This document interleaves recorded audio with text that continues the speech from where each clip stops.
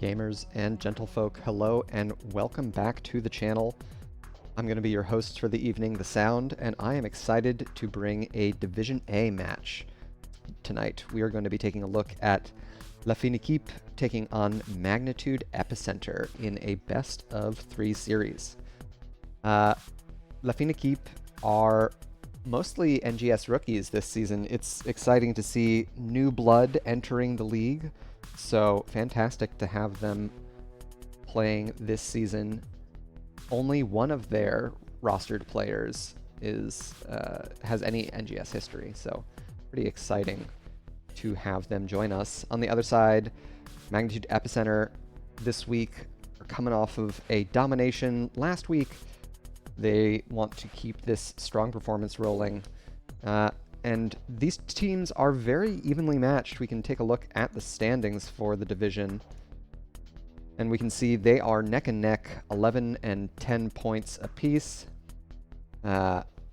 So they are definitely neck and neck in the point total, vying for playoff spots as we get to the latter half of the season. And the 5th through 9th place all within 3 points, so there's a lot of room for placement shifts here. Very exciting stuff. Let's take a look at the battleground selection to see where we're headed for game 1. We had Équipe winning the coin toss and opting for battleground selection. We are headed to Dragonshire. Bans, of course, went out onto Cursed Hollow, Sky Temple, Garden of Terror, and Braxis Holdout. And I'm excited to see how these teams perform on this battleground. The rotations are pretty interesting in an organized fashion. In our SL games, we frequently see pretty boring stuff insofar as no one ganks, but in an organized fashion, we are a lot more likely to see some clean rotations, teams clearing midwave and perhaps visiting top, getting out camps, you know, really playing the macro element of this battleground, which I think is an excellent opportunity for showcasing what HOTS can be. Looks like we are headed into the draft for game 1. So let's see where the priorities lie in terms of heroes. I did not have an opportunity to do any scouting, so I'm just gonna have to be spitballing on my take on the meta here. We, of course, could look out for any target bans. I'm not sure if Équipe or Magnitude Epicenter have any of those oddball heroes in their pool, your TLVs, Abathurs, Samuros. Speak of TLV, and there they are. It looks like Équipe do play TLV, so Magnitude Epicenter will not put up with any shenanigans from our favorite lost Nordic friends. Directionally challenged, perhaps. Navigationally challenged? Anyway, they're not going to feature in Game 1 here. Dragonshire is a great battleground for them, being able to juggle multiple things with one hero. Point control and such can really stretch your opponents thin. So not surprised to see Magnitude Epicenter get rid of TLV. Anubarak, another strong pick for the map. His gank pressure is extraordinarily high with his CC and ability to close distance over walls. There we see the Stukov ban from Epicenter.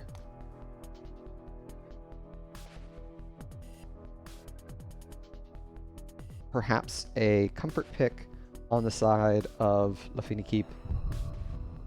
Not necessarily a battleground specific hero by any stretch. Final ban here from Équipe. Maybe Cassia. Alright, interesting. Cassia, definitely not the first auto attack hero that comes to mind when I think of first ban material. Vala, of course, kind of prime amongst auto attackers at the current balance of the game, but it's very possible that Magnitude Epicenter have been showing a preference for Cassia thus far.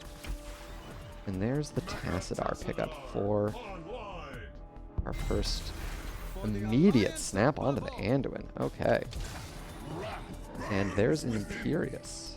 Okay. Imperius, a little bit of a flexible pick, could be seen in the off lane, could also serve as a melee flex DPS. I think we are past the time when the balance allowed for Imperius to serve as a main tank, but there are certainly some who still run him in that spot. Alright, and there's Ana Leoric. So healer and offlane locked in for Epicenter, as well as their safe wave clear. Équipe have a lot of flexibility in their drafts still, if they are willing to flex the Imperius to anywhere but the offlane. So Epicenter likely to see another tank ban here. It's going to be Garrosh taken out.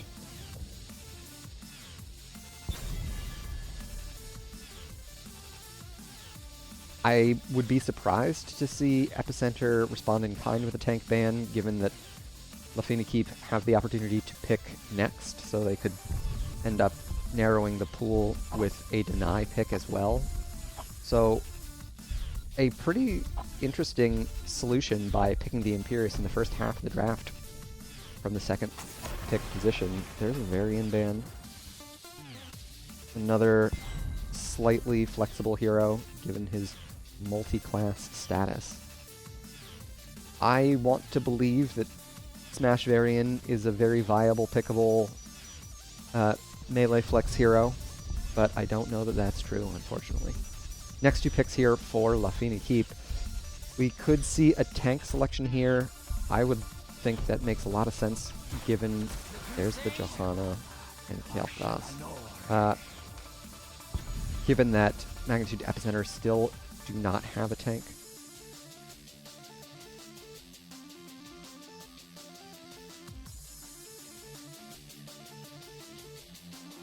Last two picks here for Magnitude Epicenter. Probably looking for a tank and one more DPS. Going to be ETC Lunara. Alright. Lunara offering great vision control of the Delta Triangle Bush with Sentinel Wisp at level 1. A very safe hero to have kind of hold your bot.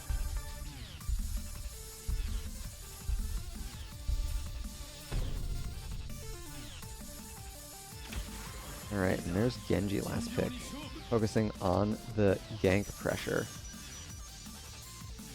Alright, so let's take a look at these drafts as our teams get ready for Game 1 here on Dragonshire.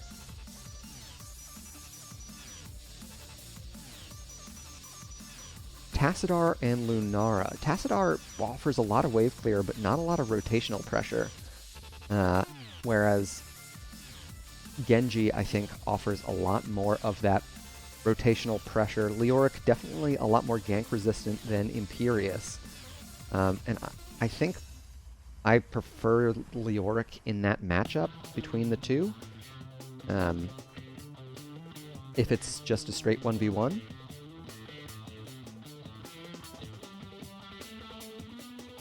We'll have to see which team is going to take it here in game 1. So let's introduce our teams. Here on the left, in blue, we've got Équipe, Rebirth on Kael'thas, Brisk on Imperius, Mesos on Johanna, Heylegar on Anduin, and Trad playing Genji. To the right in red, we've got Magnitude Epicenter, Delta Sniper playing Tassadar, MDC on Leoric, Sexy Vegan on Lunara, Mac Daddio playing Anna, and Polite Gamer repping the ETC. We can get into the first wave of the game and take a look at our level 1 talents. We've got Mana Addict for Rebirth, kind of your typical from Kael'thas. No other quest talents. Polite Gamer immediately showing their presence with a slide onto Brisk. No real damage follow-up. Trad taking a lot of damage from Sexy Vegan here. And we can see a lot of that vision control in mid and bot lane thanks to Sentinel Wisp at level 1. Trad taking a whole lot of damage on this Genji, as is Mesos on Johanna. So Magnitude Epicenter trading very favorably here on HP in the early game.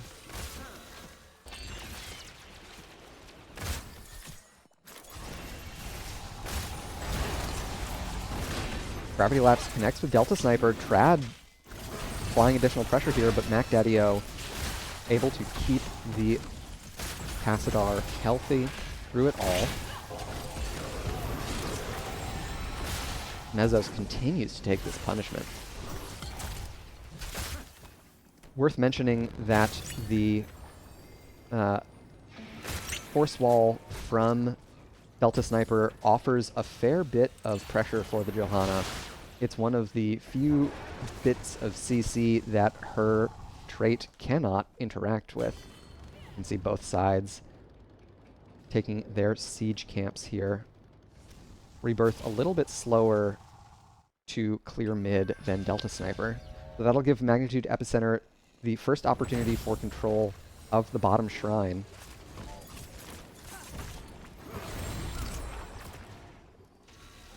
Long-range sleep from Mac Daddio hits Legar. And level 4s are online for Epicenter. Mesos continues to take a lot of damage here as the point is under contest. We've got Debilitating Dart for Ana. It's a slow and spell power reduction. Ooh, here's the slide onto 3. Trad might not survive. They do have the Reflect, and a heal from Heylegar will get them out. Of course, this Hearth will mean a lot more pressure getting put onto the bottom structures here. Mesos continue to take a lot of damage. They don't have their trait. Heylegar able to save the Crusader with a timely leap of faith. Checking in on the top side, Brisk putting a fair bit of pressure onto MDC. There's the rotation from Genji. Trad trying to put some more chip damage into the Bone King. And in bot, another takedown, or first takedown rather, first blood, going over to Magnitude Epicenter.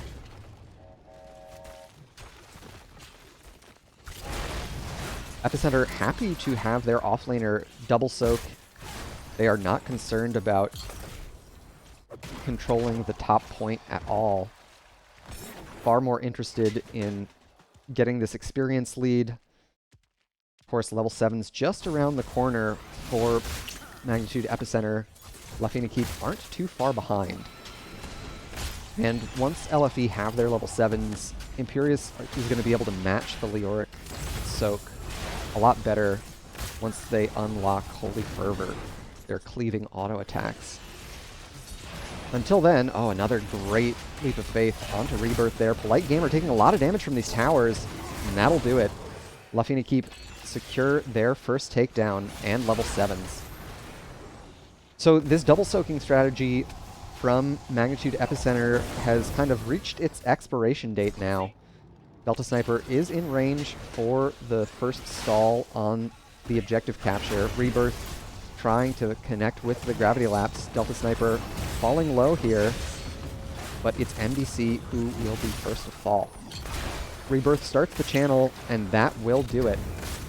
Polite Gamer makes it back for the defense, but first objective goes over to Équipe. We'll see how much damage they'll get out of this Dragon Knight. Sexy Vegan continuing to put a lot of pressure. DK already down below 50% HP. We can check in on our level 7s. There's that Force Wall follow-up from Delta Sniper. Always there to put Joe in an awkward position. And we've got Trad continuing to pressure off lane.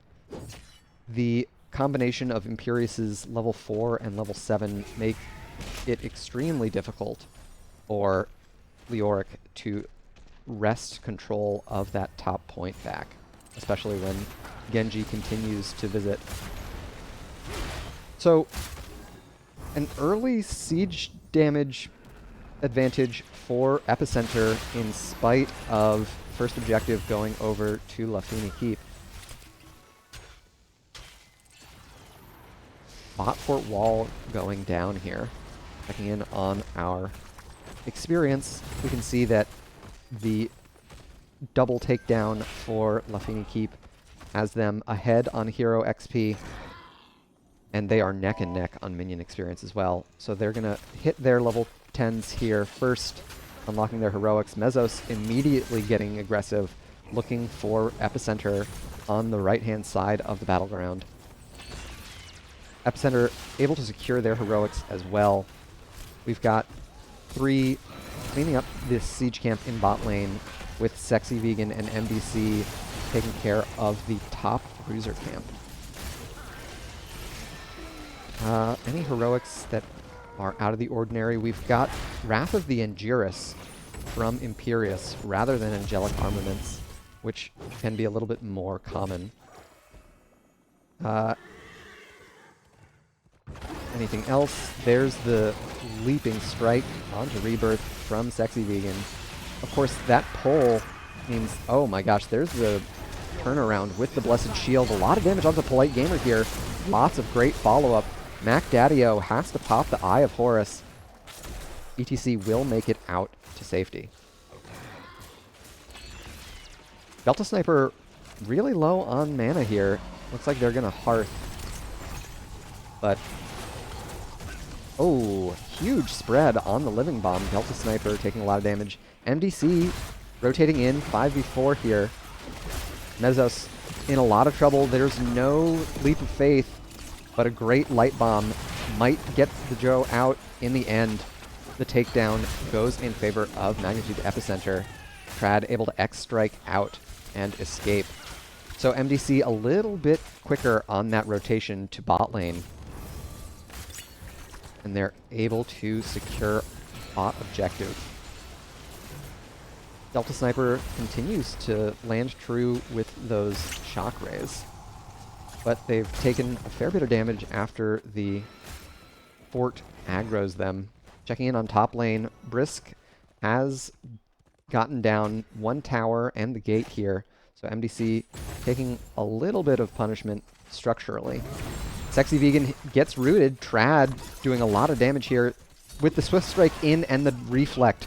A great play from the Genji. They have their Swift Strike back, so they will make it out alive. Équipe doing a fantastic job finding those picks. And in top lane, Brisk continuing to keep the pressure on MDC here.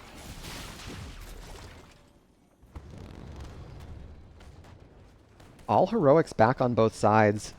It looks like we've got MDC making the rotation in.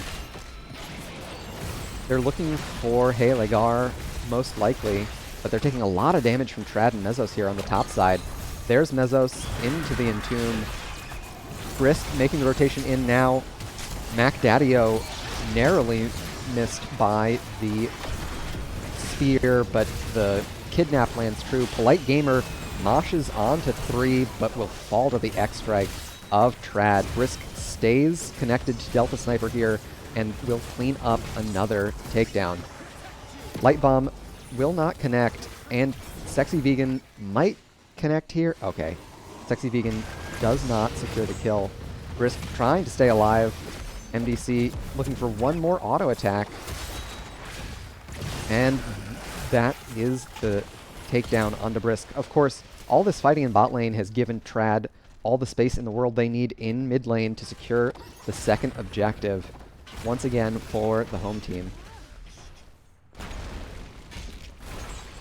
In bot, Matt, Daddio, MDC try and get the kill on Rebirth with that Entomb, but they cannot take out the Kael'thas with Anduin near at hand. Level 13s on both sides here. We've got an auto attack build for MDC, so likely the designated Dragon Knight cleaner upper. Sexy Vegan has opted for Abolish Magic at 13, so a cleanse, a soft cleanse on your DPS on a 20-second cooldown. It's only not broken because it's expecting your DPS player to know how to cleanse, which is a notoriously challenging skill. The rotation down to bot lane means that Trad gets some more free siege damage here in mid lane. They X-Strike, Polite Gamer gets the slide, and that will be the kill. But of course, Brisk makes the rotation down, finds Mac Daddio, immediately blows up the Ana. So that is a quick 1-for-1 there in mid lane. Polite Gamer finds Helagar, Sexy Vegan trying to land as much damage as they can, but it is 2 for nothing after that engagement. Sexy Vegan likely to fall here. They get the leaping strike, but not in time. That'll be the green light for Lafini Keep to steal away the siege camp. They've got their level 16s and a pretty significant power play here on the battleground, so not surprising to see them pressuring here. They're going to finish off mid-fort as well. Ooh, very exciting at 16. We've got Valorous Pursuit for Brisk on Imperius. Imperius's Vorpal at home. So we'll see if they're able to make any big plays with that teleporting ability. Delta Sniper, ooh, under the fort will go down. Mac Daddio unable to save the Tassadar there.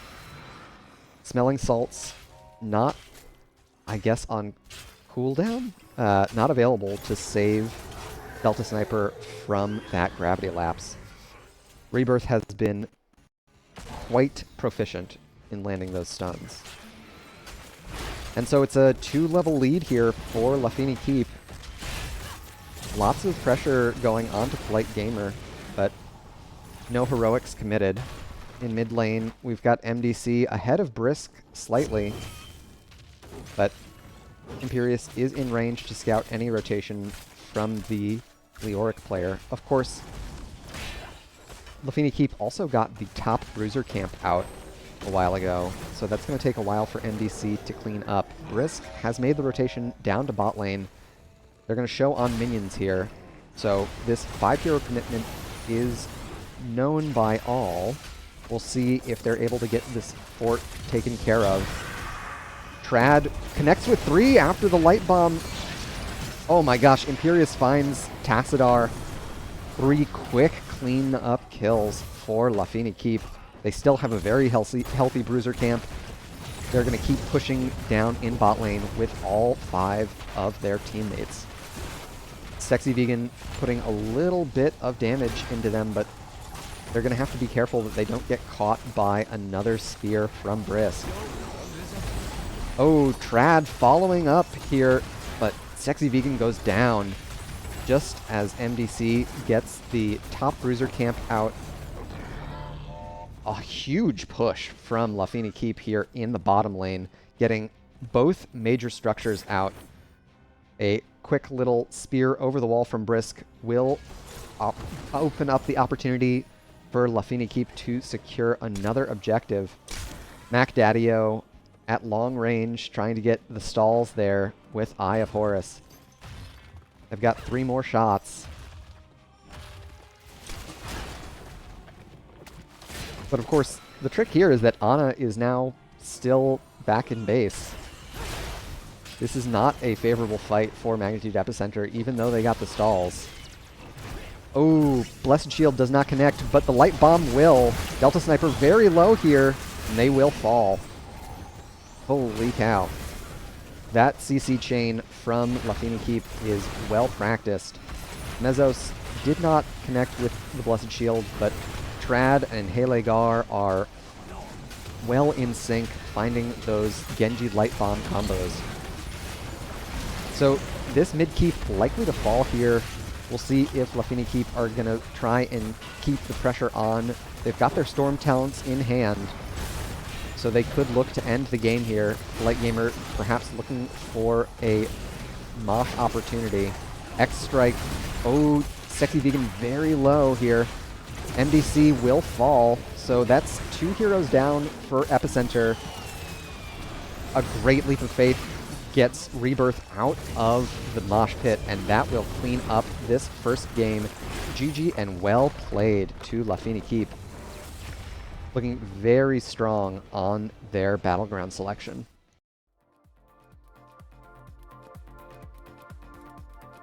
It was a good approach from Magnitude Epicenter there in the early game to take advantage of Leoric's wave clear advantage. Definitely gave them a lot of opportunity to put pressure in bot lane there, but once that level 7 kicked in for Brisk, Holy Fervor, that was all that Équipe needed to stay connected on the wave clear race. Checking in on our post-game stats, Rebirth actually top of the lobby there with almost 61,000 hero damage. Brisk able to beat out MDC for the experience contribution, probably thanks to their high takedown participation. We can also take a look at the builds one more time. Nothing too out of the ordinary here. Mezzos opting for Holy Fury at 13 rather than Blessed Hammers. A bit of a surprise. MDC opting for the auto attack build on Leoric. So that'll do it for game 1 in our series. We can head back over to the battleground selection as our teams confer and figure out which battleground they want to head to for game 2. Magnitude Epicenter have the opportunity to choose this time round. With Équipe winning the coin toss, they opted for battleground selection, so we'll see if Epicenter prefer to pick the battleground this time round, or if they continue to emphasize that first pick. Last game, first pick was on Tassadar for Delta Sniper, which I don't know is necessarily the best hero for Dragonshire. We saw all of the pressure that they faced from the late pick Genji. Trad looking very strong on that hero in game 1. Speculating what battleground we might be headed to for game 2, given what's still available in the pool.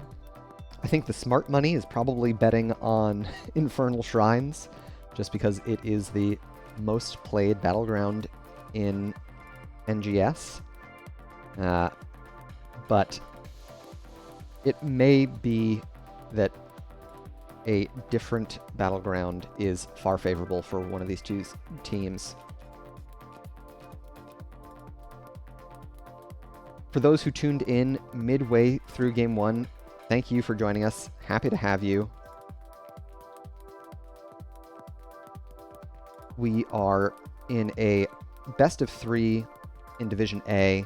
Équipe taking on Magnitude Epicenter. And we are headed to our next battleground for game 2. It's Tomb of the Spider Queen as selected by Équipe. So Magnitude Epicenter do prioritize first pick.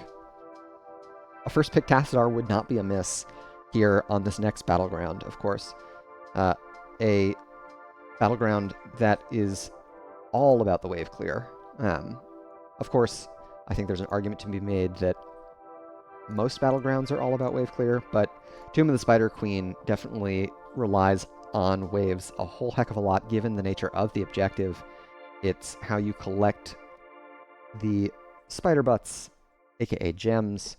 It's how you minimize your opponent's objective advantage when they're able to secure their Webweaver phase.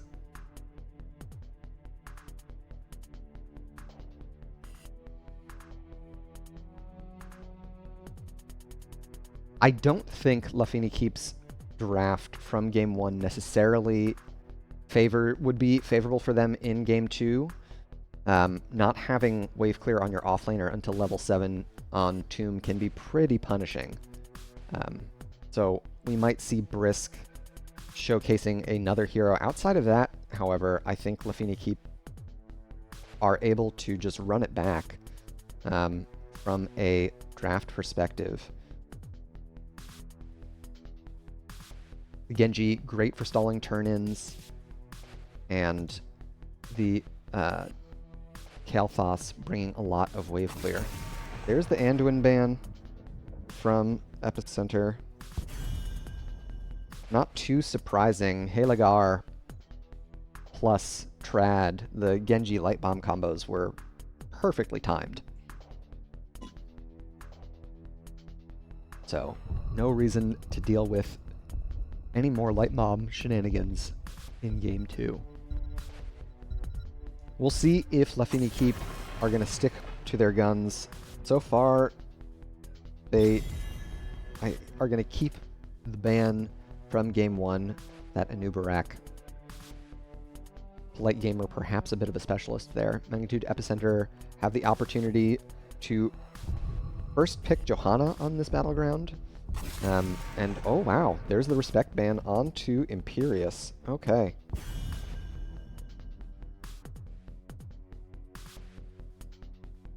Bit of a surprise, but perhaps their scouting data combined with having witnessed Brisk's prowess on Imperius in Game 1 tells them that that is the best ban for them.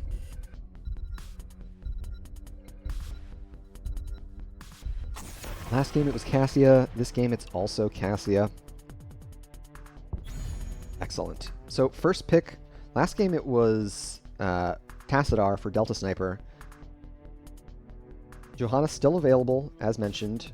Kind of surprising to see her get through the early stages of the draft.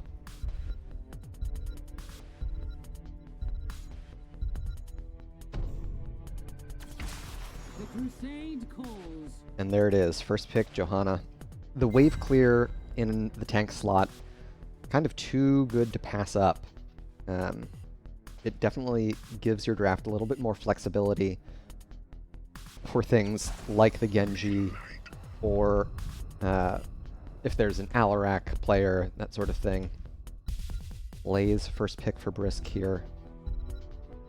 Probably the strongest offlaner in the pool currently. And another Kael'thas for Rebirth. Last two picks before the next ban phase. I wouldn't be surprised to see Delta Sniper pick up the Tassadar again. They are a bit of a specialist on the hero. Perhaps they'll try and pick a hero or a healer here. Maybe Crony instead. Okay. A little bit more vision control. And there's White Mane. Alright. That's a pretty early White Mane pick, I'd think. She is a very strong healer as far as throughput is concerned, but she is also very weak to dive. And Lafini Keep showed a lot of comfort on that strategy in Game 1. Next ban here, we've got Sergeant Hammer. Okay. Not necessarily a battleground that I think of as great for Sergeant Hammer, given how rotationally focused it is. And there's the Genji ban. Okay. So, probably the largest dive threat in the cast at present. Not surprised to see Magnitude Epicenter clean that up and take it off the table for our home team. I will fight to my last breath. LFE saying, you can have wave clear on your tank, but we've got wave clear on our healer, picking up the Rhaegar. And there is Hanzo. Ooh, Stitches wants to play. Okay. This is a pretty good battleground for Stitches. And it's an off-lane Stitches. So a tech pick that is uncommon, to say the least. Last pick here for Sexy Vegan. Gonna stick with the Lunara. Alright. Okay, final pick here for Mezzos. We could see a Leoric main tank, truthfully. I don't think that this is a bad draft for it. But there are other options available. You've got Garrosh still on the table, ETC, Mei if you want more wave clear from your tank. It's going to be Mei, in fact. Just like Justin Timberlake said. And that was before the World Tour was ruined. Alright. Let's take a look at these drafts as our teams get ready for Game 2. Lots of wave clear on both sides. I think Lafine Keep have a little bit of an advantage there. They've got wave clear on, pretty solid wave clear, in fact, on 4 out of 5 heroes baseline, and Hanzo's wave clear is not too bad after level 4. Of course, the Stitches offlane pick for MDC could be the special sauce that Epicenter need to turn the tides here and bring us to a Game 3 in the series. We'll have to see if they want it bad enough. Let's introduce our teams here for game number 2. Here on the left in blue, we've got Lafine Keep, Rebirth on Rhaegar, Brisk on Blaze, Mezzos playing Mei, Halegar on Kael'thas, and Trad playing Hanzo. So a little bit of a role swap there for Lafine Keep. On the right side, we've got Magnitude Epicenter, Delta Sniper playing Chromie, MDC on Stitches, Sexy Vegan playing Lunara, Mac Daddio on Whitemane, and Polite Gamer playing Johanna. You can check in on our level 1 talents. We've got Time Walker's Pursuit from Delta Sniper. They have faster arming, time traps, and they get to reveal an area of the battleground every now and then. A lot of damage onto Trad already. We've got 2 quests on the side of Lafine Keep, Mana Addict and Simple Geometry. So early wave clear advantage on mid going over to Lafine Keep. Mezzos still safe, relatively speaking, with their... oh my gosh, Brisk, though, feeling the full force of Sexy Vegan and MDC. Blaze gonna have to take an early tap there.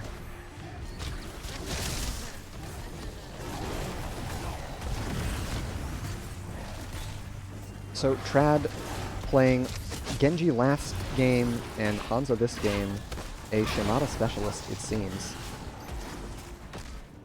You can see Delta Sniper safely clearing out this top wave. Bunch of damage from that Dragon's Breath. Trad putting some damage into Delta Sniper, but Sexy Vegan is there to punish.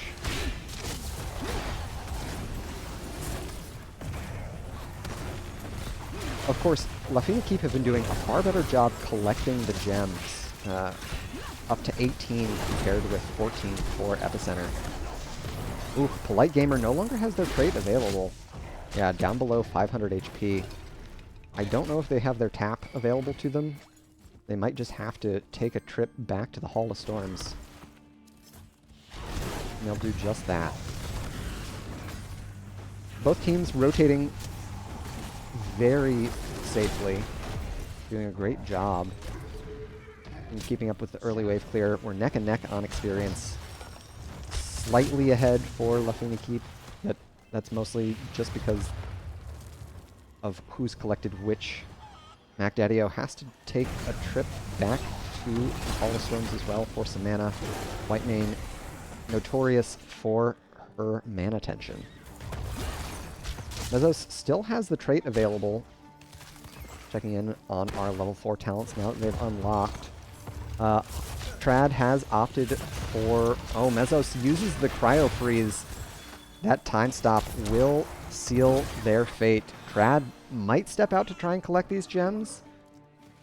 Polite Gamer and friends willing to just forego the defense there. Checking in on bot lane, MDC taking so much damage. It's a 3-hero commitment. They'll make it out alive, but the bottom siege camp was secured by Équipe. So a gem denial, but a double camp play. They're still right on pace for the experience race. Light Gamer taking a fair bit of damage here from Rebirth. And we've got the third talent tier unlocked by Delta Sniper here, thanks to Chromie's trait, opting for a proper greeting. Any other strange level 4s? What is this Stitch's level 4? Vile Cleaver. Okay. So, more Vile Gas applications, which synergizes well with Patchwork Creation at level 1. Both teams now have the opportunity for a turn-in here. MDC makes the rotation up, which is giving Brisk a free turn-in on the bot side. This rotation from MDC, not necessarily the most fruitful for Magnitude Epicenter here. Rebirth manages to get their gems in before Polite Gamer can find the interrupt.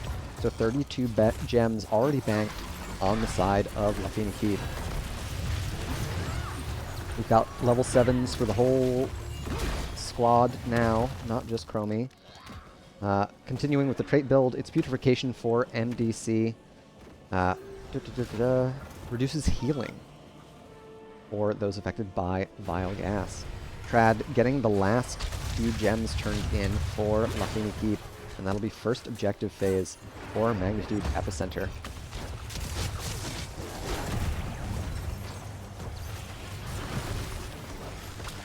Ooh, the hook from MDC not connecting. It's a lot of damage onto Trad. Oh, but the flashlight doesn't connect, unfortunately. So Epicenter still looking for another takedown. Of course, that's going to put Équipe on the back foot. Probably not going to get too much push done with this objective. Delta Sniper already pretty much done cleaning up this mid-wave, with Polite Gamer and Sexy Vegan in range to take care of the top web weaver as well. So a 4-hero commitment for both sides. And front wall goes down in top lane. Checking in on the bot side, MDC able to clean things up without too much structure damage. Brisk was able to take down a tower in the gate. Hanzo completing simple geometry there. Polite Gamer opted for hold your ground at level 4 rather than the more commonly seen subdue. So Johanna really needs to get to that heroic talent tier for the CC threat that Blessed Shield brings. We'll see if this turn-in will do it for Epicenter. Delta Sniper has opted for slowing Sands at level 10. Or at the heroic tier, anyway.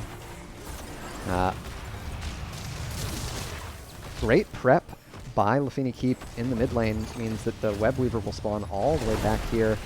There's the Dragon's Arrow and the Ancestral Healing.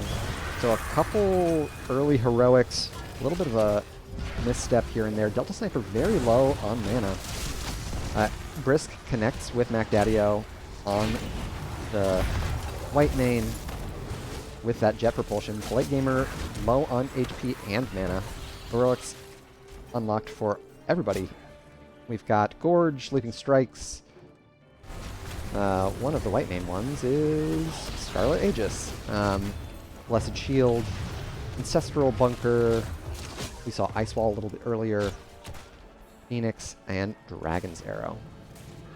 So, excellent defense for Équipe. Magnitude, Epicenter were able to get their heroics off that push, but not much else structurally. A little bit of damage here in top and mid. Bot taking a slight amount more damage than on the first objective phase from Équipe. MDC holding 30 gems here. They would love to get those turned in. Both sides just about at a turn in. We've got Delta Sniper unscouted there on the bot side. Halegar and Rebirth get their gems in here on the top turn in. Magnitude Epicenter working on their safe side bruiser camp. So both frontliners for Epicenter. Oh my god, so much damage from that scatter.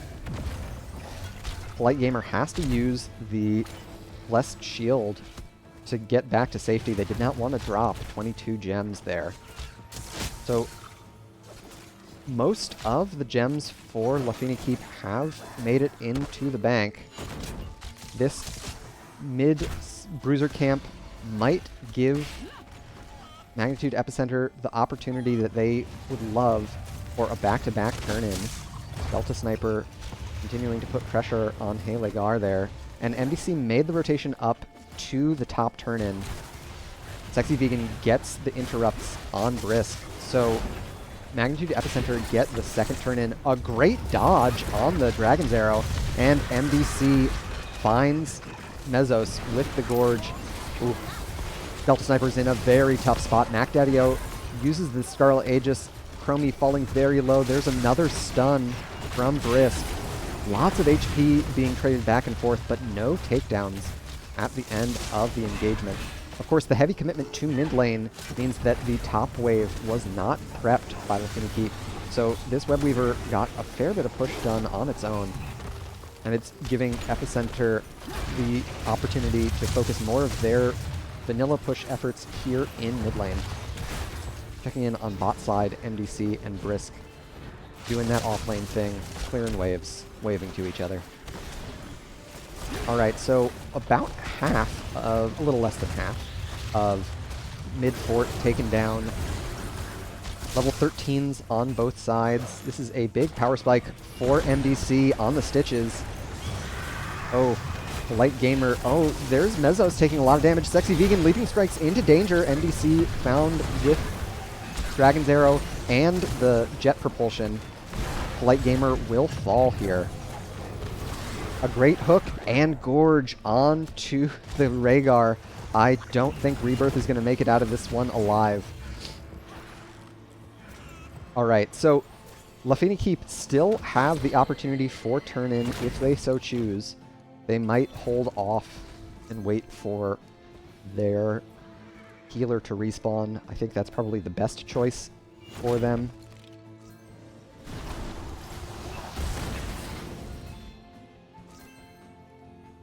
And they're banking plenty of gems here. Back-to-back turn-ins from Magnitude Epicenter were valuable, but I have to think if LFE are able to get the back-to-back turn-in later here. Brisk taking so much damage. The jet propulsion interrupted. Sexy Vegan finishes off the kill with the leaping strike. MacDaddy-O caught in the blizzard.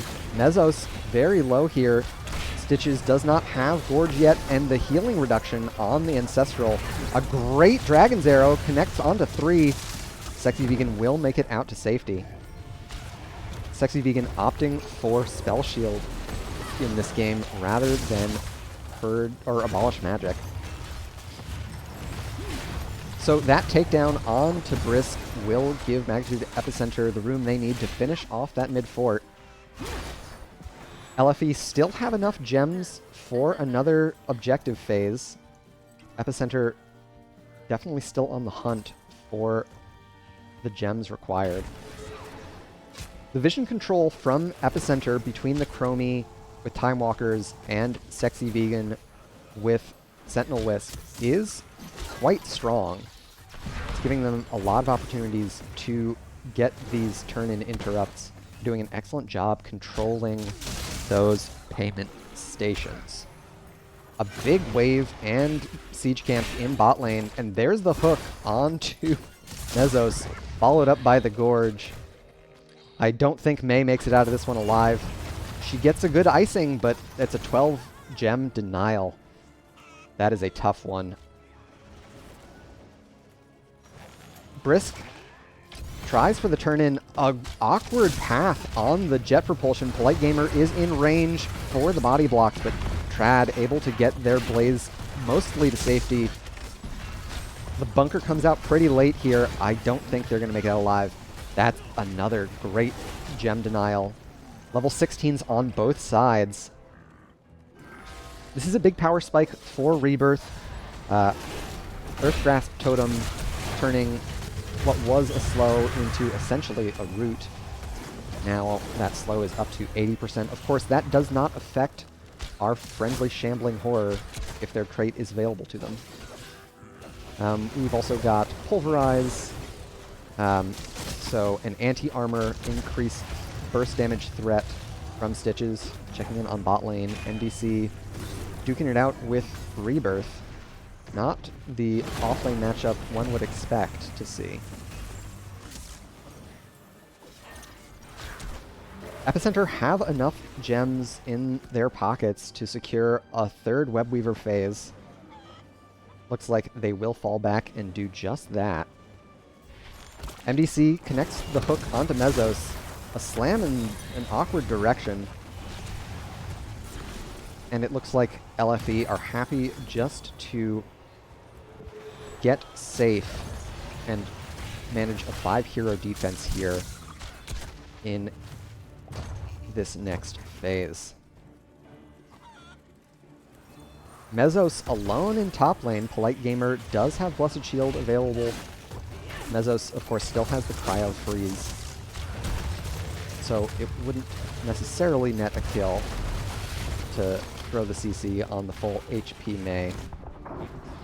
Top fort goes down, bot fort goes down as well.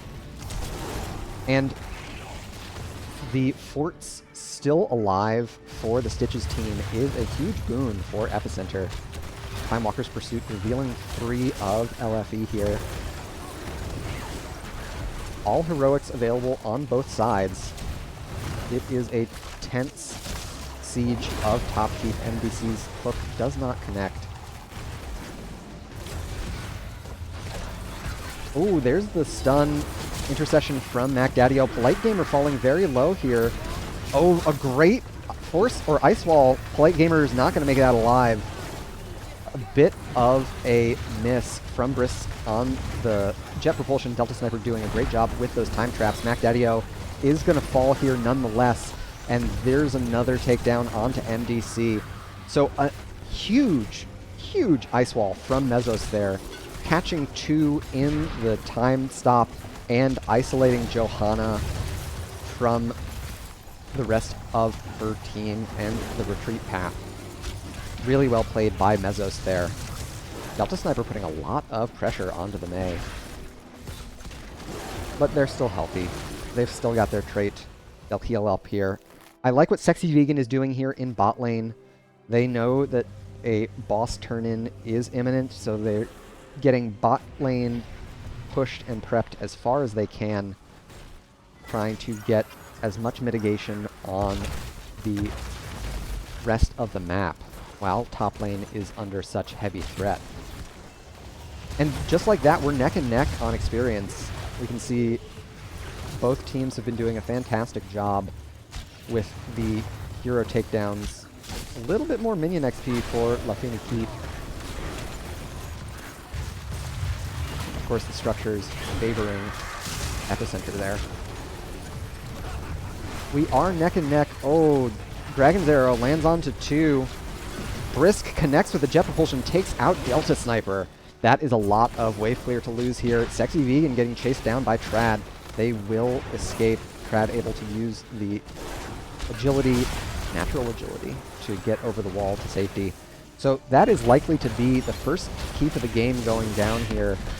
Mac Daddio taking a lot of damage. There's the bunker committed. Rebirth bites in, and with a catapult and a bunker, that'll do it for Magnitude's top keep. A great hook lands on to Trad here. They don't have... Oh, they do have the natural agility. And there's the Ancestral. Rebirth connects, and it is Farseer's Blessing. They have their Storm talents. Trad hooked in again by MDC. Mac Daddio putting a lot of damage onto them. Oh, Sexy Vegan was not in range to follow up. MDC and Mac Daddio unable to secure the takedown on their own.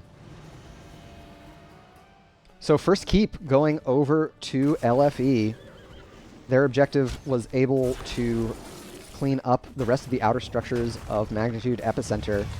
And so, for the first time in a while, LFE are in fact in the lead towards the next objective.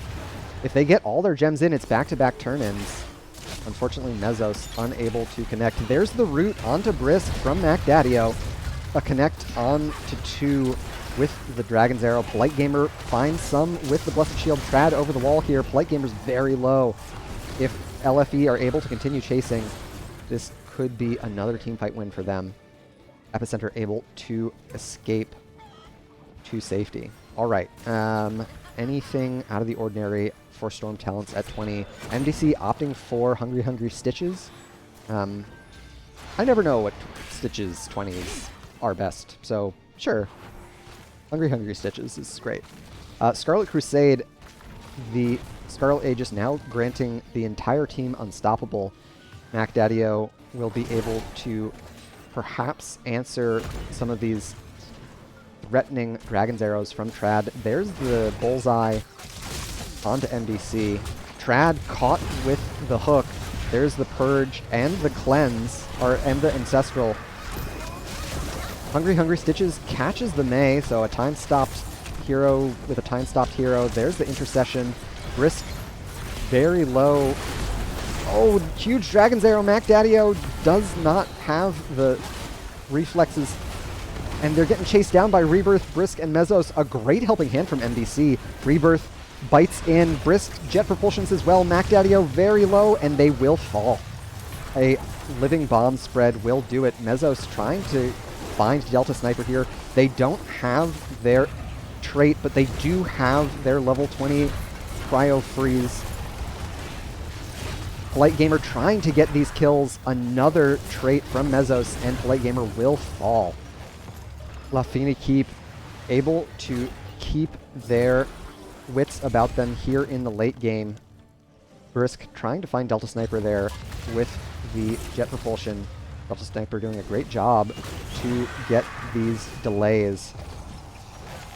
A hook lands onto Mesos. MDC in a rough spot now.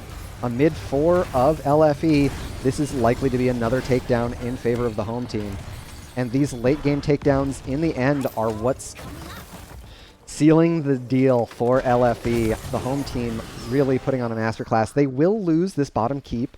That extended skirmish means that their bottom keep was wailed on by catapults and siege giants alike. But top lane is well pushed in, as is mid. I have to expect LFE are going to try and end the game here.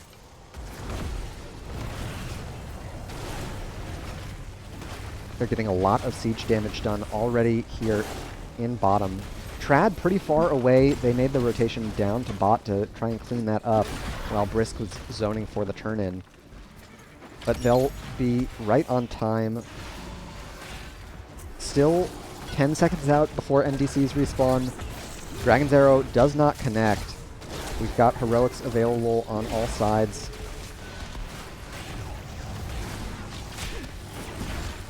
Oh my gosh, Mac Daddio taking so much punishment. Brisk continuing to zone the white name. The hook from MDC lands onto one of the objective minions. Alright. I guess LFE are happy to get mid-keep and back up. bit of a strange objective emphasis for the home team. They want to support the Webweaver here in bot lane. I think it might die before it makes it to the keep itself. Webweavers lose HP as they live. Risk taking so much damage here. Oh my gosh, Johanna connects the blind. There's a stun onto 3, but the rest of Magnitude Epicenter are not in range to follow up. So they get the takedown onto Brisk. What could have been a game-ending push for LFE in the end is a late-game hold for Magnitude Epicenter. They're down a keep out of total count, but they are closer to the next Webweaver phase, and they're going to continue to have gems coming towards them in top and mid lane thanks to the uneven catapult pressure there. Knowing they still have a power play and wanting to take the advantage of it while they can, Epicenter are going to get the boss, perhaps to try and end the game. It would be a pretty risky move by my estimation. They've got a bruiser camp in mid to put that they're going to have to worry about pushing against them, as well as a siege camp here in bot lane. And it looks like they're just going to send the boss towards LFE and try and get back on the gem collection. I say that just as they clear mid and rotate top. They do still have a keep. There's the hook onto Mezzos. Mezzos, one of the most survivable of LFE, thanks to their level 20. Boss stun won't connect with Brisk. They're able to get the jet propulsion out to safety. Ancestral healing committed. We've got 2 catapults mounting here in top lane. Next wave spawns in 5 seconds. So probably just core shielding will get scratched here. Magnitude Epicenter will not take any actual core damage.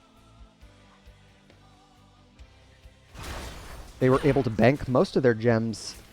Polite Gamer still holding on to 9. And LFE getting all 5 heroes turned in here on the top pay station. These late game Dragon Arrows from Trad have not been finding their mark quite as well as they were in the early and mid game. But I like how LFE are playing the battleground here. They're doing a great job respecting the vision control that Epicenter have through their draft. Sexy Vegan will clean up this top lane. Epicenter drawing closer to the next turn-in. And LFE keep pushing out bot lane. Trad starts to hearth, thinks better of it. I think it's a smart move for them. Pushing out bot lane will give them an opportunity, a little bit of breathing room, at least, to contest Epicenter around these turn-ins. Of course, that bottom lane, if left alone, will push in favor of Epicenter. Dragon's Arrow connects with none. There's the intercession, but Mezzos connects with the Ice Wall. A huge Scarlet Crusade, unstoppable for most of Epicenter. The first proc of Ancestral Healing was heal denialed with the level 7 from Blaze, but the second proc went off without a hitch. NBC unable to connect with that hook there. Alright. Epicenter have enough for the next Webweaver phase. They've pushed out mid lane. They're going to get their gems turned in here on bot side. At least MDC and Polite Gamers. Sexy Vegan a little bit late to the party, so they won't have the opportunity to do so. Of course, Delta Sniper was able to get the siege camp going in bot lane, so that is all the more pressure that LFE will face in that lane. Oof, Polite Gamer threatening here. They do have their heroic available. A Blessed Shield onto the right target could seal LFE's fate and bring us to a game 3. There's the first unstoppable from Mezzos. Oh, Dragon's Arrow connects onto Delta Sniper, but Polite Gamer stops the jet propulsion. Blaze has to drop the bunker here.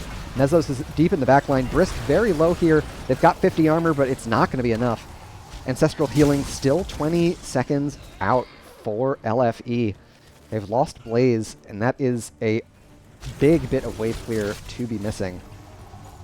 That Blessed Shield from Polite Gamer to stop the jet propulsion onto Delta Sniper was a huge play and might have been the difference maker for that fight. Webweaver is now connected with the core. Living Bomb is spreading a fair bit. Halegar trying as hard as they can to apply the pressure, but I think that's going to do it for game 2 here. Sexy Vegan still connected with the core and full HP. That'll do it for game 2. We are going to a third game for this series. GG and well played.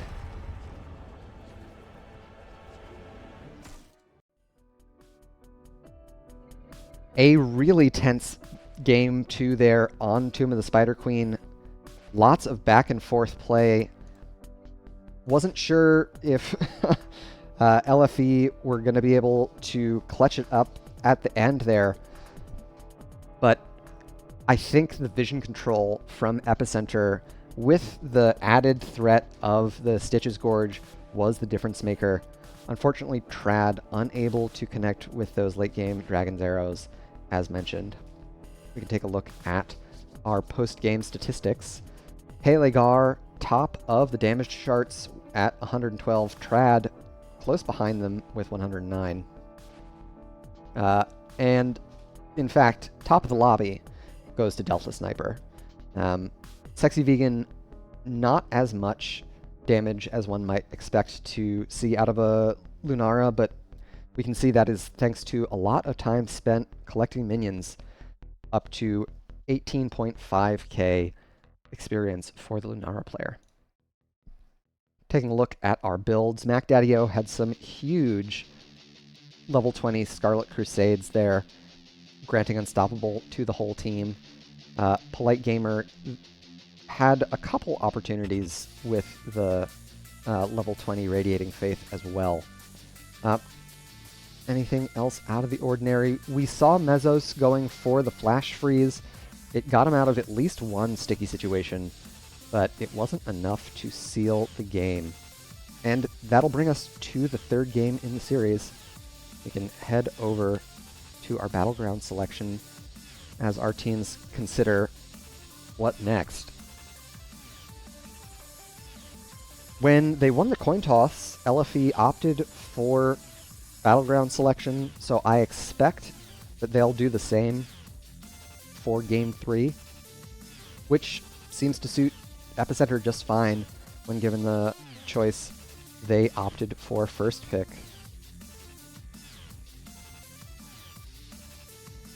We can get set for our second game. For anyone who tuned in midway through Game 2, you are in for an exciting Game 3. These teams are really bringing it to one another. Some tightly contested games. And our third game, Battleground, has been selected. We're headed to Battlefield of Eternity. A very different Battleground compared to our first two in the series.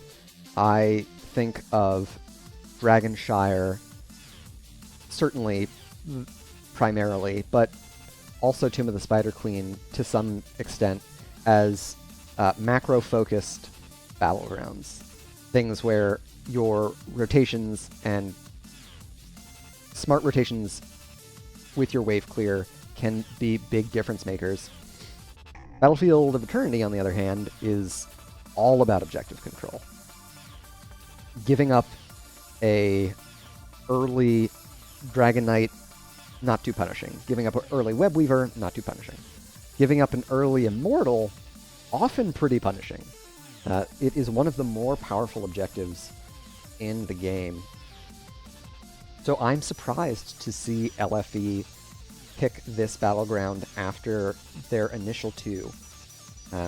It doesn't seem to fit in at least my perception of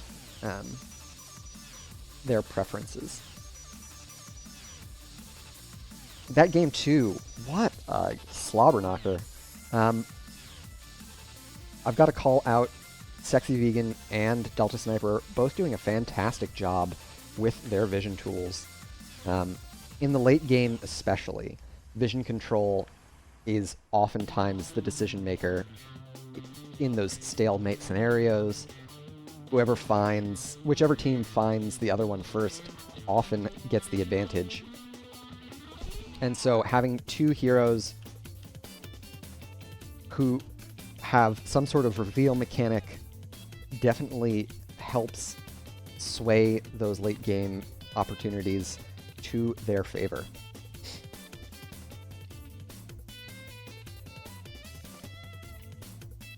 And it looks like we've got all of the players set and ready well, set at least. I don't know if they're ready. So we should be off to our Game 3 draft here shortly. Trad's performance on the Hanzo was very strong. So we'll see if Epicenter try and ban that out. Given his strength on Battlefield of Eternity, Hanzo's level 4 serrated arrows, turning his scatter arrow into a very potent immortal burning tool, as well as a lot of safe poke range. It's a solid battleground for Hanzo. On the other side, I'm betting see Sexy Vegan pick the Lunara again, assuming that LFE keep up with that Cassia ban. I'm pretty certain that the Cassia is a target ban onto Sexy Vegan. But Lunara is, once again, a solid hero on this battleground thanks to her level 4 and its contribution to the immortal burn.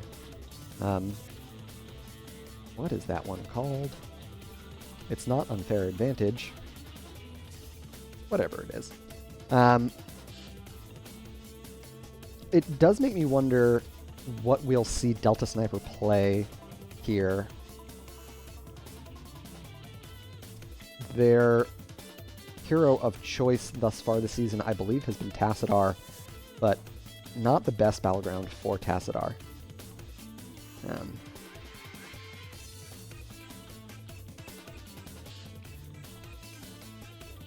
We could see another Imperius as well. I don't know if Epicenter are going to want to keep that ban from Game 2. Brisk definitely looked strong on the Blaze, but the ability to just kidnap and kill a enemy with Wrath of the Angiris post 10 is a huge bummer. Looks like we are getting into the draft here. Great. First ban from Epicenter onto Anduin. They don't want LFE to have the opportunity for those light bombs. It worked for Game 2, so no reason to change that ban. I can respect it. We'll see if LFE want to ban... Alright, they're gonna go after Sexy Vegan again, this time with the Lunara pick.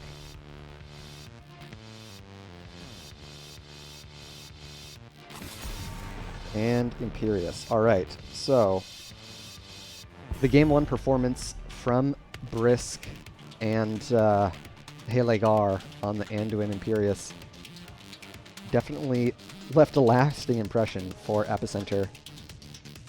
Every other game, this has been a Cassia ban, so we'll see if LFE keep up with the Cassia ban or prefer the Anubarak. We're going to go with the Anubarak ban.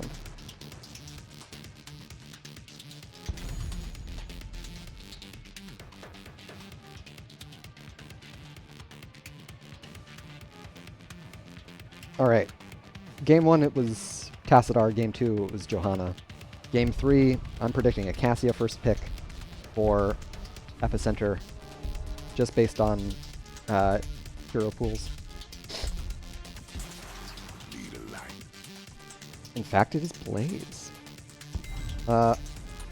Definitely a solid first pick. Very safe, very potent.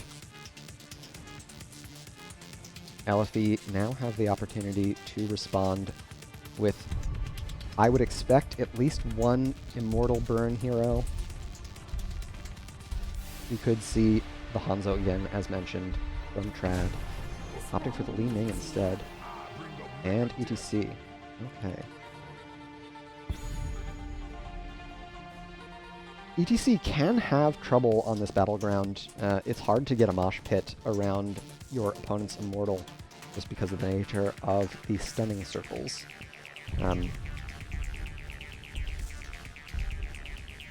Next 2 picks here for Epicenter. Probably a burn hero and maybe a healer. It's going to be Chromie Stukov. Okie doke.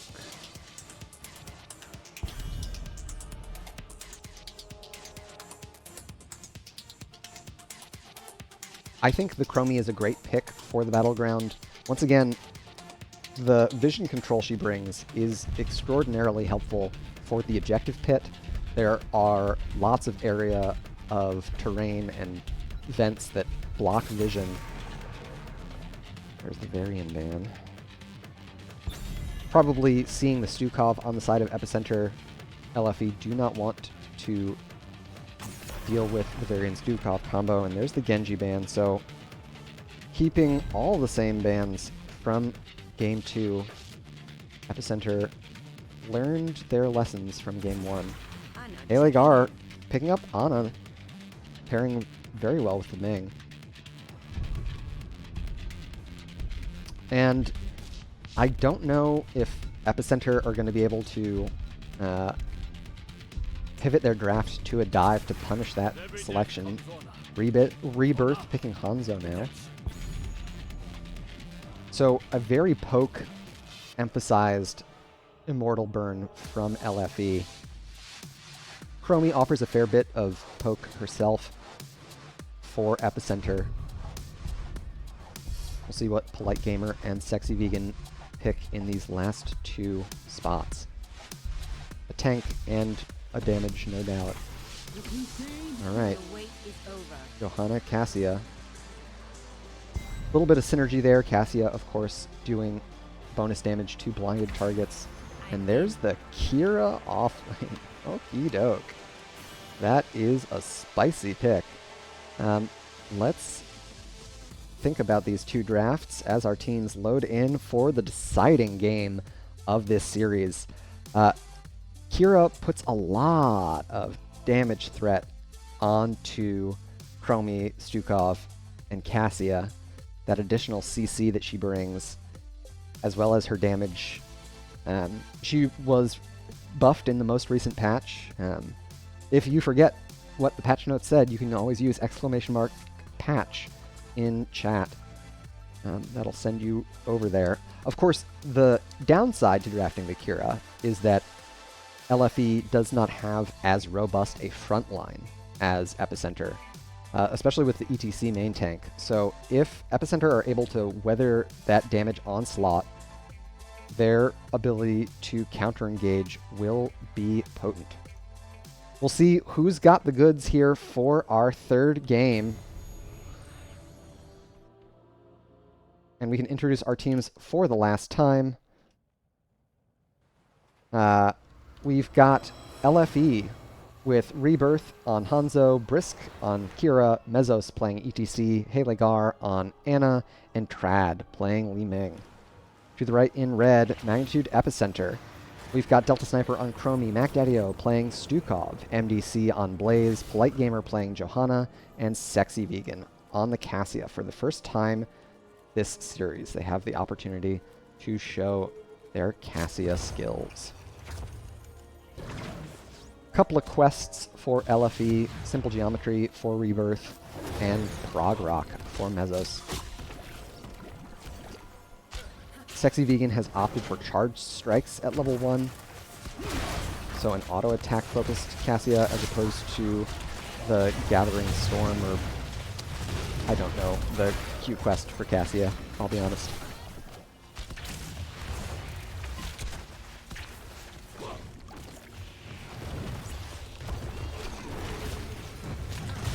So a little bit of early siege damage for Epicenter. They're able to apply a lot more siege damage with their Cassia Chromie combo. Mezzo's taking a lot of punishment from Delta Sniper here, as is Trad. On the top side, MDC has already used their tap, likely due to all of the damage threat from Brisk. Brisk opting for the auto attack talent at level 1, finishing touch. Mezzos eats the weighted pustule. There's the stun in onto Sexy Vegan. But when you slide right, you might die. First blood for the game going over to Epicenter. A great sleep from Halegar connected onto Polite Gamer, but they were able to get their trait up before. Oh my gosh, Halegar is absolute menace with these sleep darts. Polite Gamer falling very low here. Epicenter will get the camp nonetheless. Brisk continues to apply pressure to MDC's HP.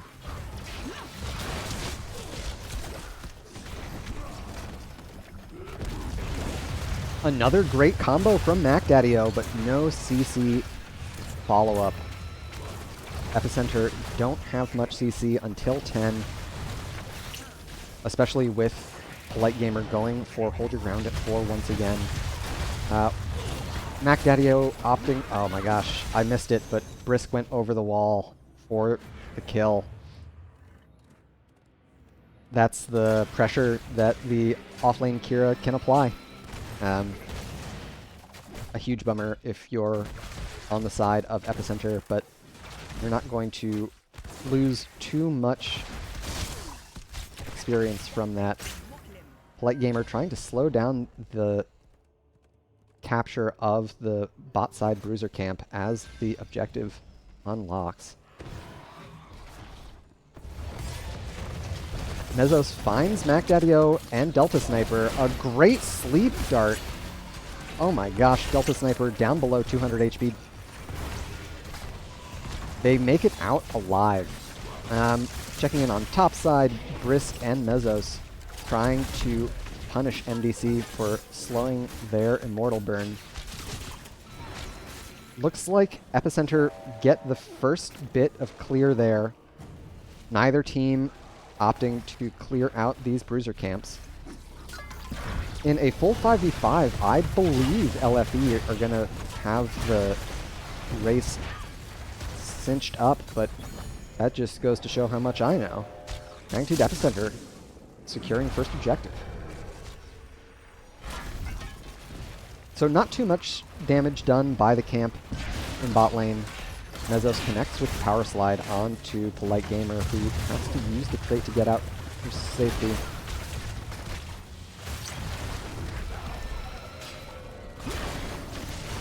Checking in on the bot side, MDC pressuring the wall with some poke damage.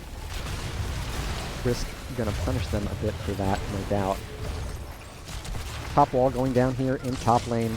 Delta Sniper has a lot of range on the Chromie. What a great time stop. Mezzos, oh, in the puddle, will fall. ETC goes down. Second takedown now for Epicenter. About a quarter of that top fort. Level 7s on both sides now. And a slow stacking for Simple Geometry. Checking in on bot lane, MDC caught by Brisk's revolving sweep. Kira has continued to opt for the auto attack build at level 4 with the armor on auto attacks, which has a name, Your Pain My Gain.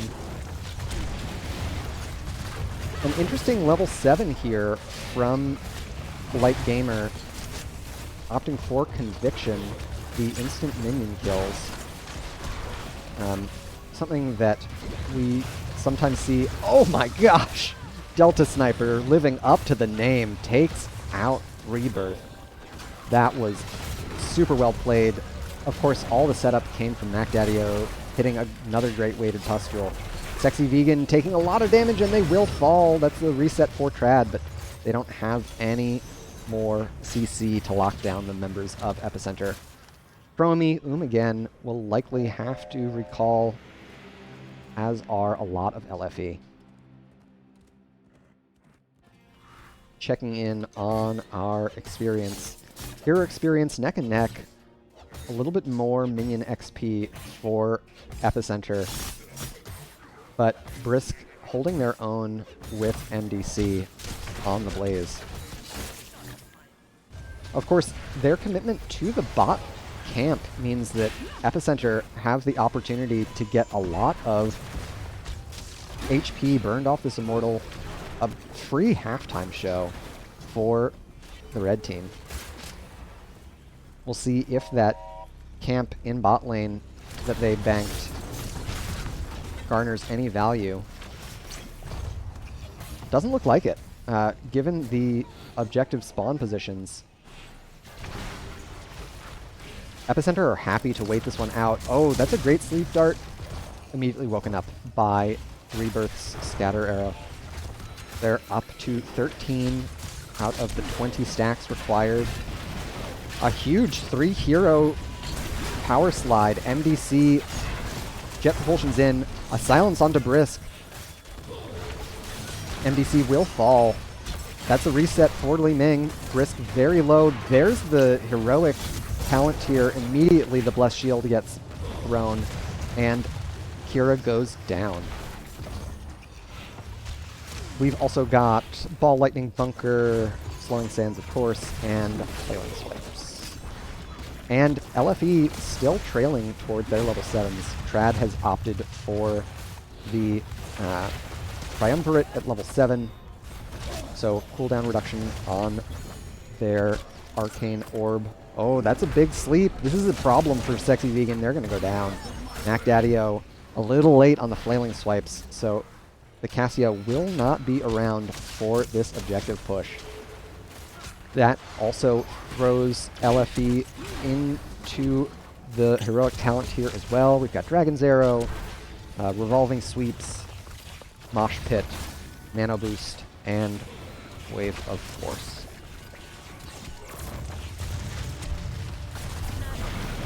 Oh, Mosh lands onto none because MacDaddy-O saves the day with a stellar puddle.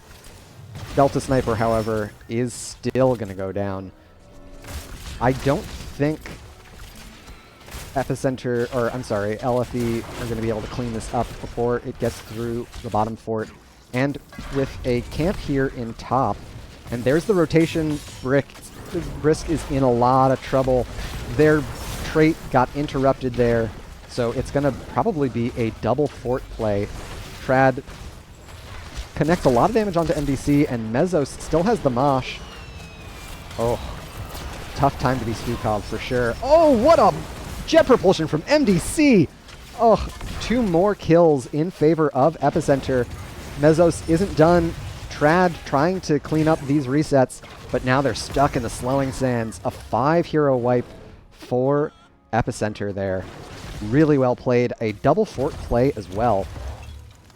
A big momentum shift in favor of the red team. They've got their level 13 talents now. That's going to make those jet propulsions from MDC all the more threatening with Collision Course now online. Blessed Hammers for Polite Gamer. Sexy Vegan has been picking Cassia talents this whole time, and I don't know any of them, so let's look at them. Surge of Light, that's...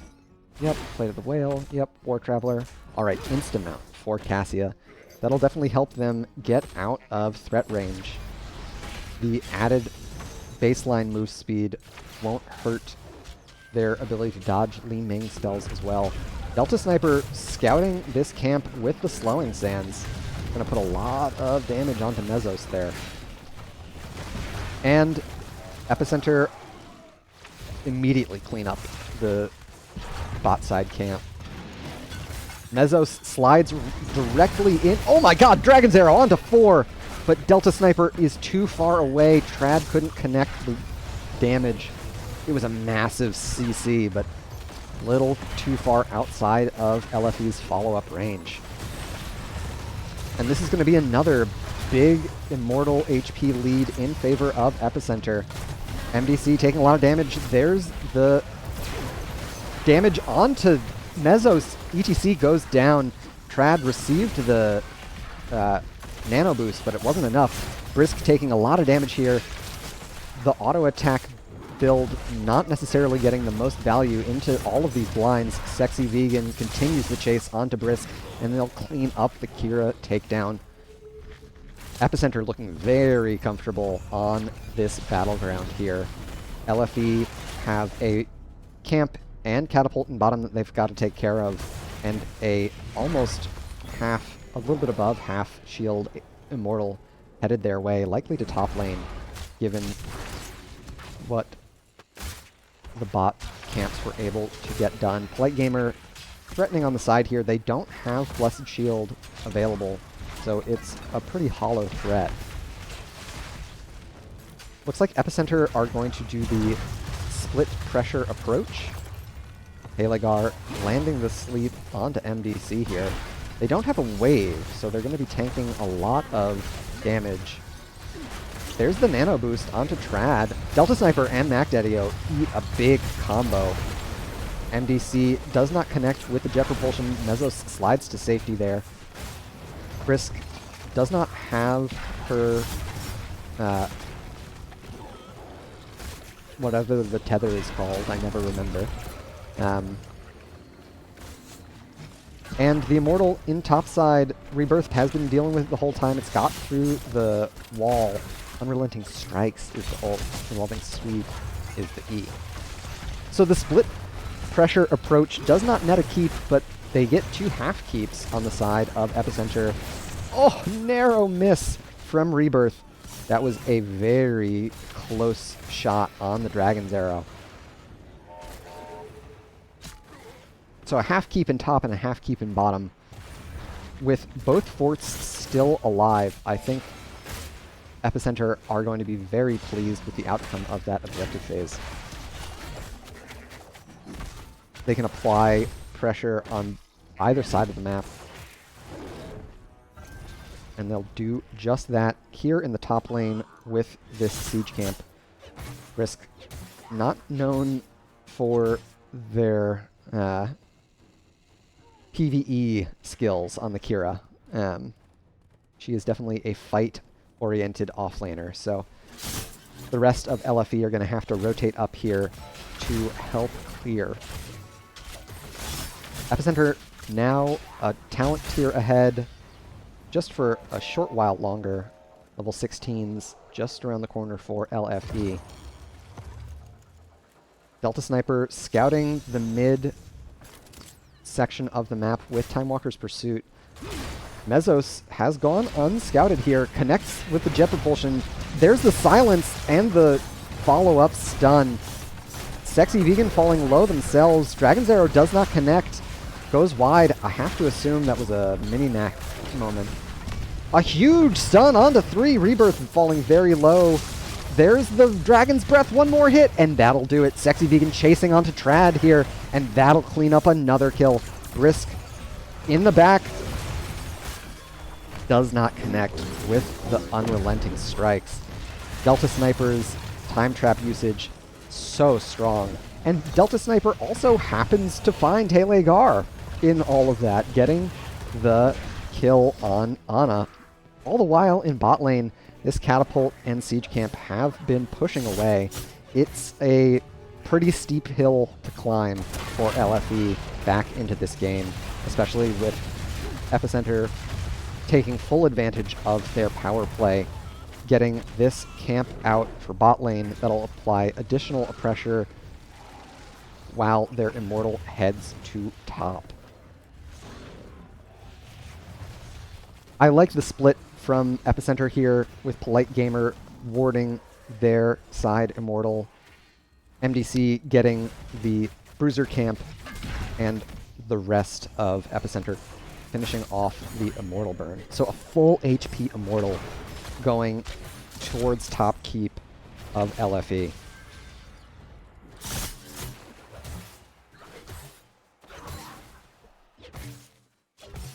They are on an even talent tier. So LFE do have... Oh, there's the Dragon's Arrow, but it doesn't connect. Okay, a lot of damage onto Sexy Vegan there, but Polite Gamer shuts down the aggression. They no longer have their trait available. Mezzos immediately interrupted. Brisk trying to fight past the Immortal. It's still a very healthy HP Immortal here, but they no longer have a Johanna on the side of Epicenter. That nano-boosted Li Ming was too powerful.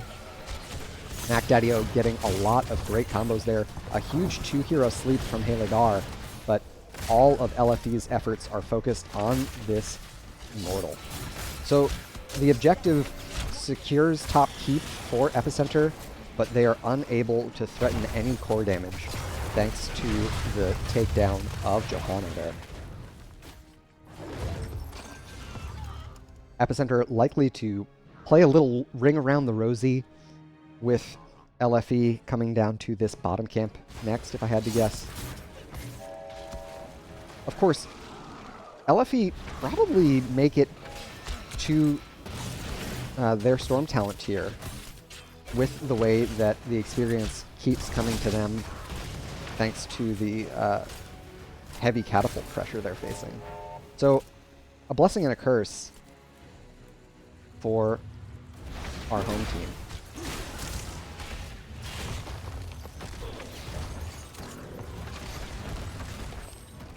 Epicenter are going to start to apply some soft pressure here. They're looking for their Storm Talents. Polite Gamer does not connect with the Blessed Shield. Dragon's Arrow lands onto 2. Trad blinks in. Mac Daddy-O falling very low. Mezzos likely to have a slide here any second. Cannot connect. Mezzos has gone deep for this slide. They're going to make it out alive.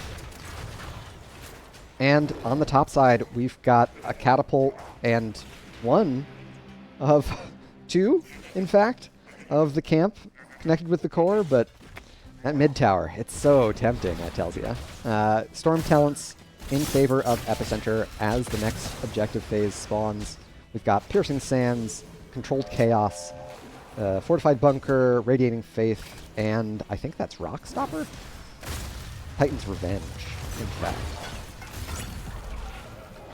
Ignoring armor.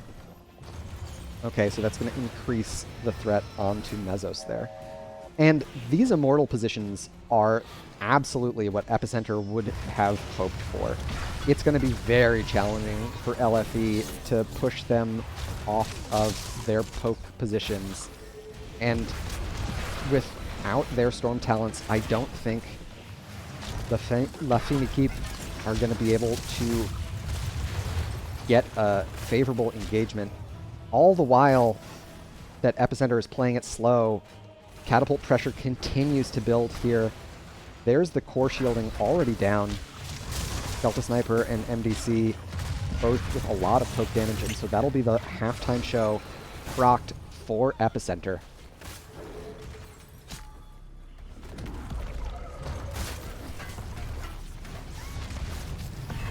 Mezzos caught with the trap. There's a lot of damage onto Brisk there, but the Ana heals are very strong.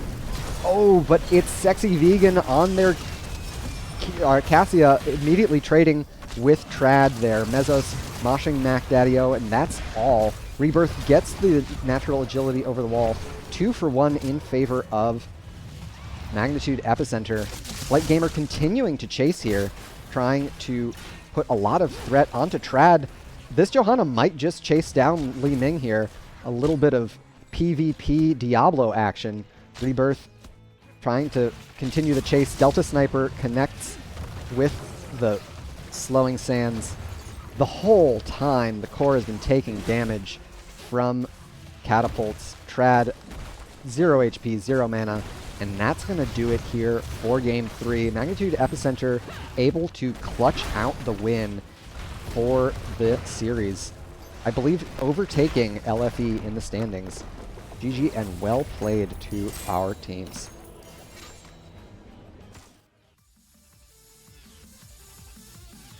So a fantastic series, one that was hard fought on both sides. In the end, Magnitude Epicenter were able to come out on top. They looked phenomenal in that Game 3 on BOE. Let's take a look at our post-game stats here. And Trad, with the assistance of the Nano Boost, able to come in top of the lobby for hero damage, but it unfortunately did not convert to takedowns, 20-9 in favor of Epicenter there. So that kind of tells the tale of that Battleground. LFE unable to secure even a fort off of Epicenter. We can take a look at our builds as I try and wrangle us an interview here.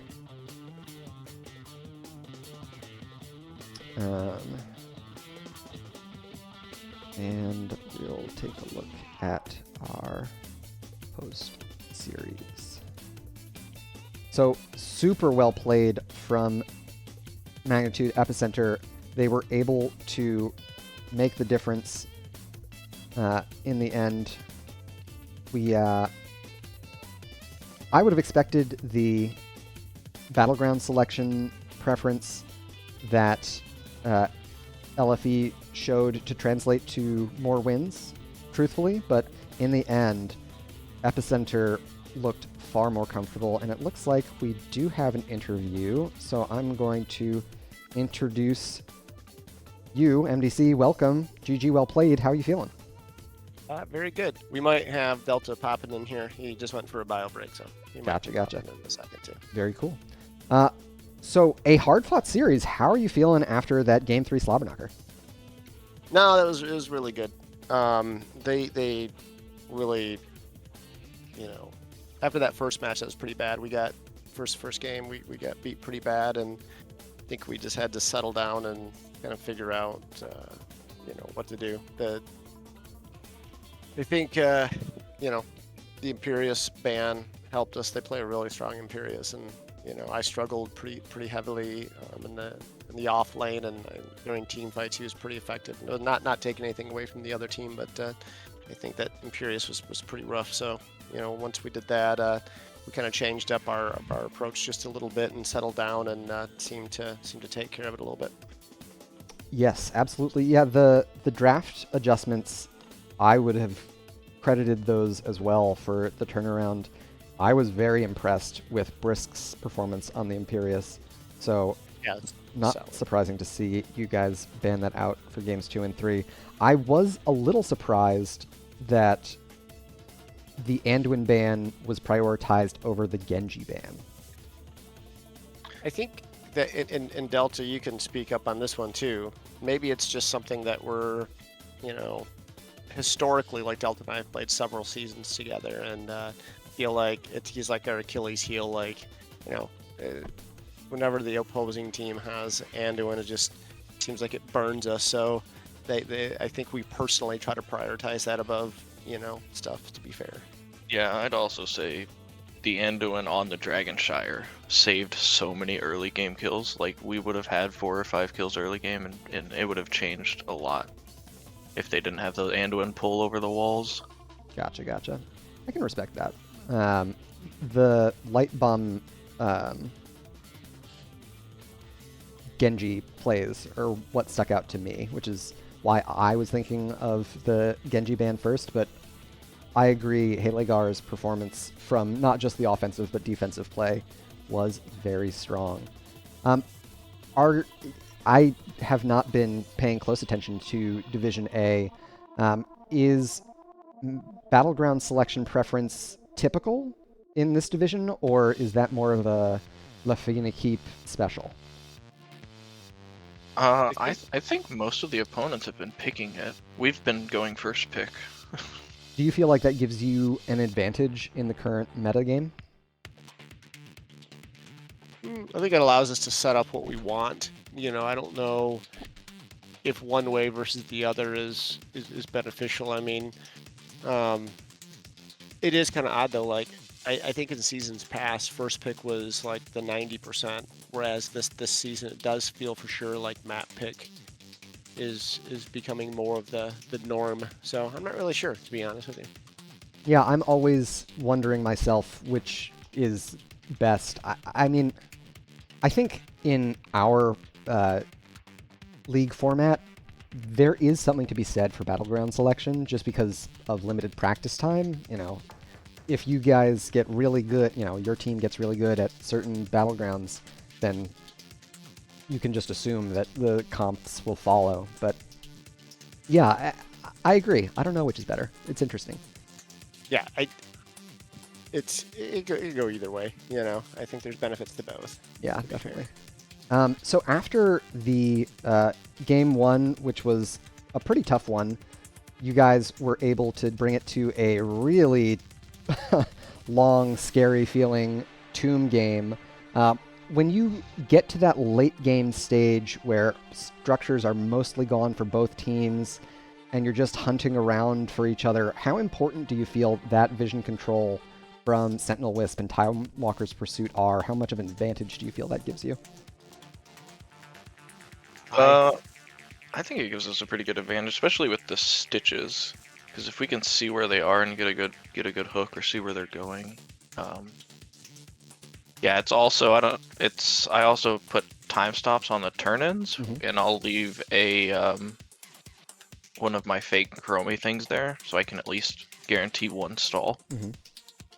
Yeah, the chromie looked great. Both games 2 and 3, really well played. And MDC, the offlane stitches, I wish I was good at stitches so that I could do that.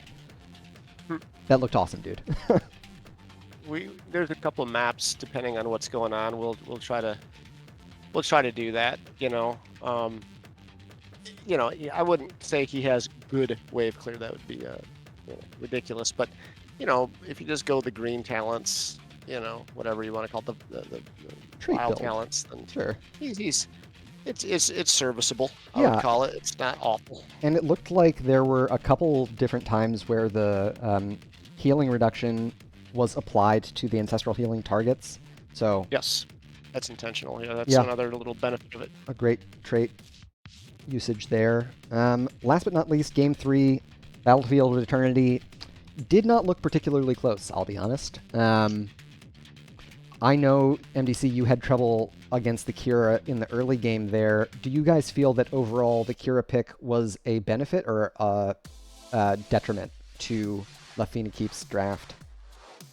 I mean, he's a good player, so you know it's debatable. Like I'm just giving personal opinion. I'm sure I'll get flamed, but I think Kira's great. Like you know, like she just beats up on me pretty good. Oh, yeah. You know, he's really well. You know, I mean, I hate it's that like, lane. I mean, I can.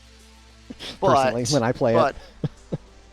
Yeah, in the particular comp we have, when it comes to 5v5, I think she struggles just a little bit personally. I mean, I think she gets caught out, and when she does, especially with CC, then you know she becomes a bit of a liability. Though he's a good player with her, you know, I got pushed out definitely on the off lane. Yeah, Brisk looked very strong on everything that they played tonight. Really well played to them.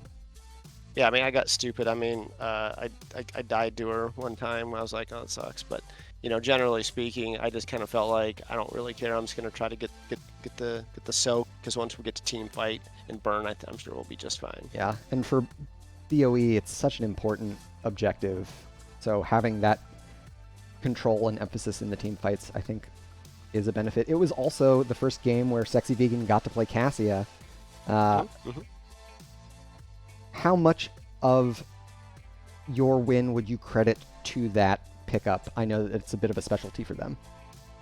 I'll give you a neutral 20%, 1/5 of the team, 20% benefit. Perfect. No, it's. I mean, certainly Vegan's very strong with Cassia, and that's a big help. But you know, I think, you know, if I look at the two games, the similarities is probably Chromie. I think there's nothing wrong with that. Multiplayer is a great task, but you know, the Chromie really is strong. I think the slowing sands and the way we like to play style-wise, that was a big benefit. It allowed a lot of the CC trains and a lot of the, you know, damage from Cassia, etc., to come to light. So, you know, I think we just played better. You know, I'll say this, it's kind of a commonplace in interviews. We just don't get to practice a whole lot. I mean, with real life, and we come slow out of the gates a lot of times. That first game sometimes is kind of rough, and you know, I think we start to kind of dial it in, I guess, just a little bit, and just kind of after that second win, I think we felt the momentum shift a little bit, and just kind of kept with it. Awesome. Those are all the questions I have for you two. Before I let you go back and celebrate with the team, any shout-outs you want to give? The floor is yours. You know, I do the same one. It's regular. You know, definitely for you. Like, I really appreciate when we get casters. It allows family to watch. You know, my wife and, you know, kids will like to watch sometimes. I think it's pretty cool. So it gives us a good opportunity then to watch and replay the game. So really appreciate when you guys pick us up. So that's my shout out. Thank you. I'll leave it at that. Thank you. Yeah, and I guess I'll give a shout out to you know, our sub Akfula, who seems to, you know, pick up when we need him, play with us when we're missing someone, or yeah, it's very flexible. Awesome. Huge shout out to all the subs out there. You're doing the Lord's work. Yes. Everybody thanks you. It's a tough role. It's a tough role. First it is. Yeah. Yep. All right. Well, GG's tonight, gentlemen. Have a good rest of your evening. Yep. Thanks, guys. Talk to you soon. GG's. Bye. All right. So there you have it. A 2-1 victory for Epicenter. They were able to turn their fortunes around in Game 2. As we heard MDC mention, they're a little slow to start in some of these series, but they came roaring back for Games 2 and 3 particularly, and they were able to end this series with an exclamation point. We can take a look at the standings. Yeah, they were ahead in the standings already. Okay. So they are able to get over a handful of the rest of the teams there. But of course, we still have a lot of season left to play, and the playoff hunt will shape up as we draw nearer to the close. That'll do it for me this evening. Before I sign off, I'll give some shoutouts of my own. First, to all of the NGS volunteer staff. We wouldn't have a league to participate in if not for their hard work, so thank you to all of the mods and technical team and casting leadership and community leadership and Etsy store people and Patreon people and rules enforcement and. I don't know all of the different positions there are, but I know all of you are essential, so thank you for your work. And shout out to all of you for tuning in once again and cheering these teams on. It's great to have the support of the community, so I'll keep casting. You guys just keep tuning in. It'll be great. And last but not least, to all of the artists, programmers, and musicians whose work I feature here on the broadcast. It wouldn't look or sound anywhere near as good without their contributions. You can check their work out in the links below this video. I've also got a credit roll coming up here in a bit. They're all fantastic artists. They all have Creative Commons licensed work. So do go check it out. And if you like it, you can feature it in your next project as well. Until next time, good luck and have fun out there. Peace and love.